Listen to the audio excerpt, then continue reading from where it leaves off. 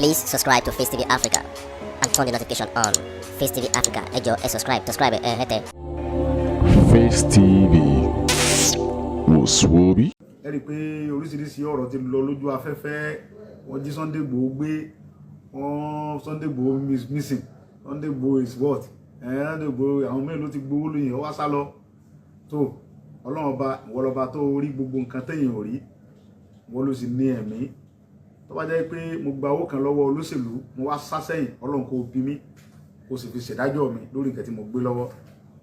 Ṣùgbọ́n tí mo bá gbó lọ́wọ́ olóṣèlú kan, Ọlọ́run ọba ràn mí lọ́wọ́ kó gbálẹ̀ Yorùbá fún mi, kó dẹ̀ jẹ́ kó gbálẹ̀ Yorùbá yìí fún wa, kó dẹ̀ jẹ́ kórúkọ mi wà ń bẹ̀. Kéde yẹn máa wé àbà màálù àti màálù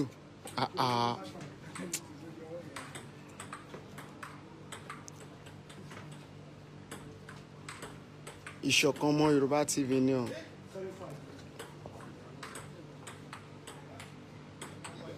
Lákọ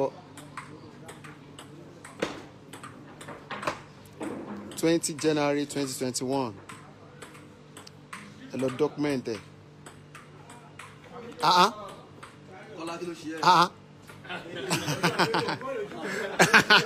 Ọmọ bó ṣe ń sáré tó lọ ẹ̀.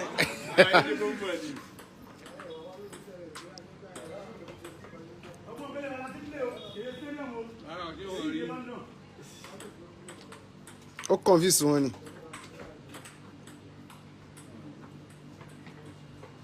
Tó bá ṣe wọ̀ máa lọ fàájà sẹ́nu géètì mi níjẹ́ kó jáde lọ́dún géètì. Ọlọ́run.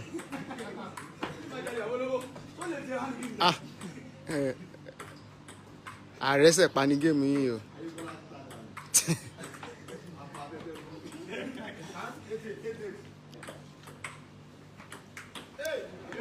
Ẹ mọ̀ sí ààrẹ, ẹ mọ̀ sí ààrẹ. Ẹ mọ̀ sí ààrẹ. Mo sọ ẹ mọ̀ sí ààrẹ o.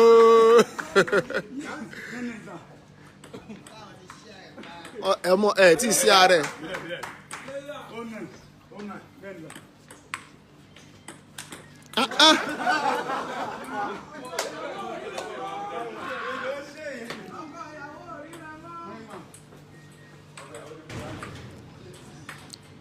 Tẹ́ bá dé káàbọ̀.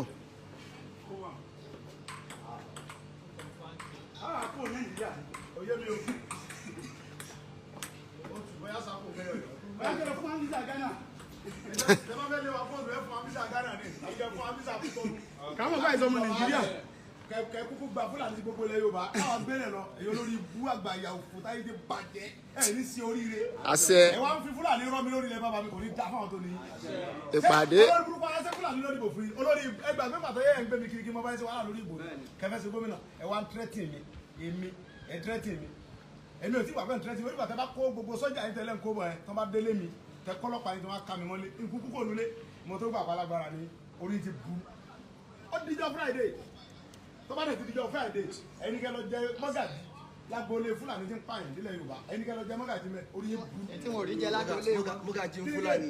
mọ́gàjì náà rí jẹ lágboolé wọn. Kí ló dé ẹ rọra. adájọ́ ní àárẹ̀ sọ fún wa.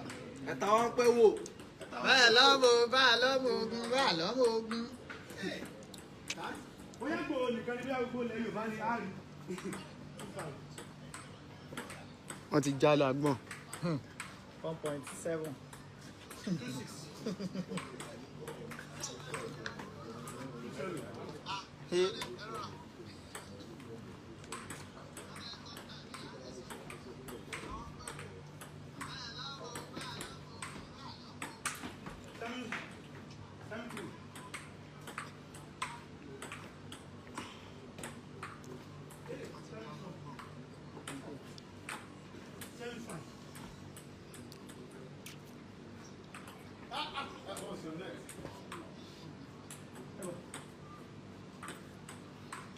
Ẹ mọ̀ sí ààrẹ. Ta ló máa ń sọ bẹ́ẹ̀ ní radio station kan? Ẹ mọ̀ sí ààrẹ. Ẹ mọ̀ sí ààrẹ. Ó gbé o.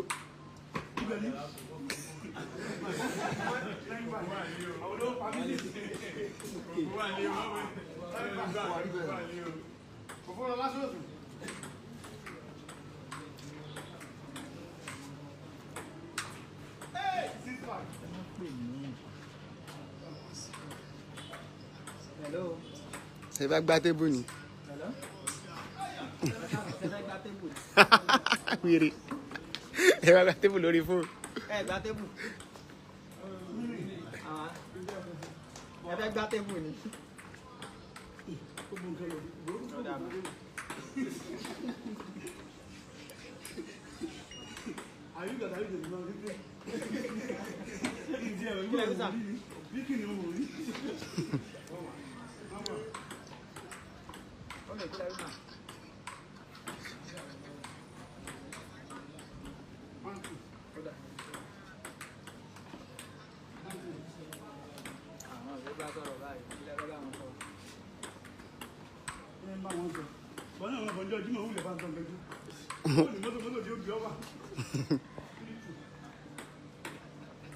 Ọ̀rọ̀ tó wà pé nọ́mbà.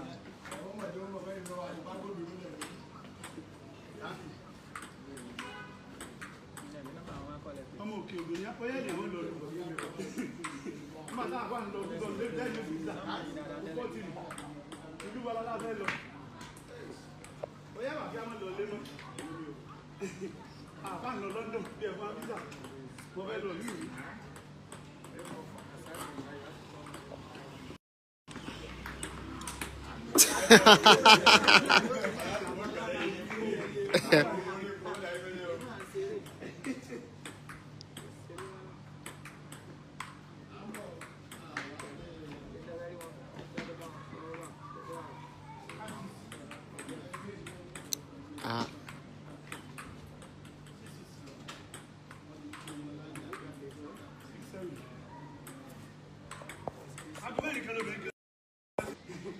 Any complaint?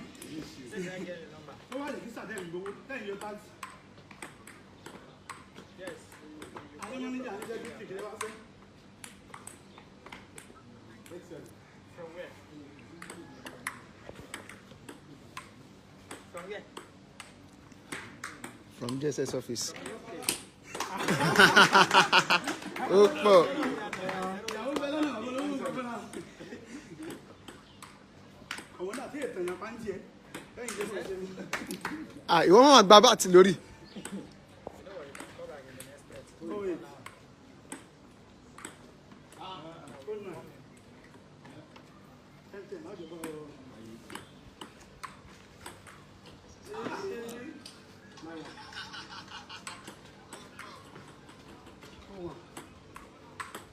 Eléré ibú alẹ́ lè ti ń ṣe dóńgbò sà ẹgbẹ́ yìí.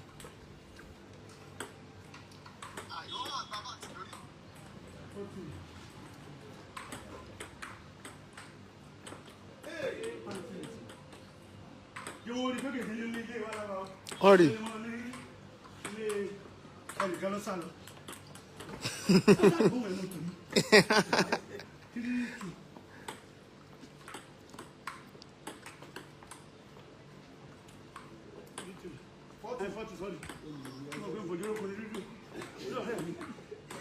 Àwọn olówó ti ẹ̀ lábò.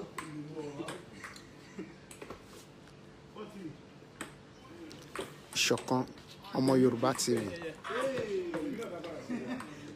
Wọ́n ní bàbá ọmọ ìgbà físà Ghana o. Fisa Buhari. Wọ́n lọ́wọ́ rí inú kọ́mẹ́ntì. No, me lè rí comment by for now.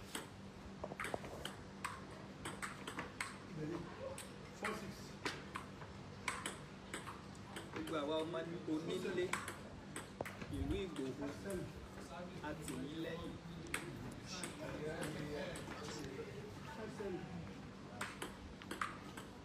Gbogbo ọmọ onílẹ̀ ní fẹ́ fún.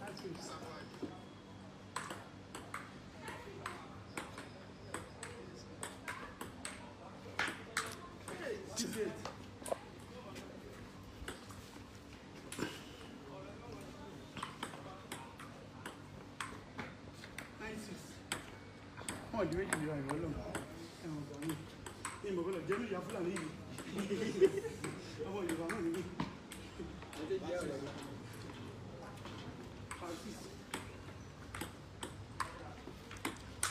Kí ló dé? Ó ní méjì.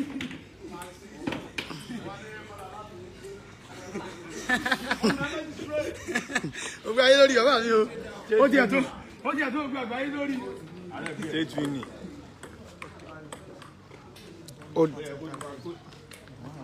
Ó dàbọ̀.